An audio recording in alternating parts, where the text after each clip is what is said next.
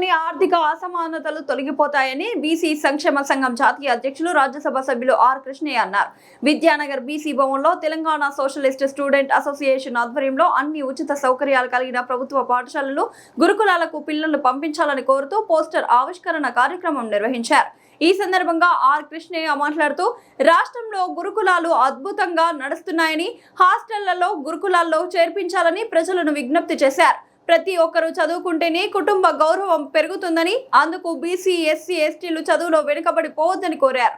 BC సంఘాలు, దళిత సంఘాల నాయకులు పిల్లలను ప్రభుత్వ పాఠశాలలో చేర్పించడానికి కృషి చేయాలని కోరారు.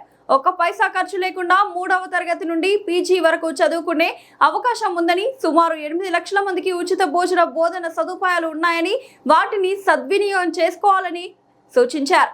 అలాగే రాష్ట్ర ప్రభుత్వం కూడా ప్రభుత్వ విద్యను మరింత మెరుగ్గా అందించేందుకు చర్యలు చేపట్టాలని, విద్యాశాఖ మంత్రిని నియమించాలని డిమాండ్ చేశారు.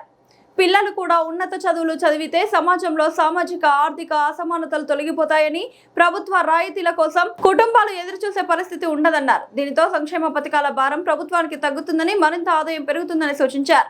విద్య విషయంలో రాష్ట్ర ప్రభుత్వం దూరదృష్టితో చూడాలని కోరారు.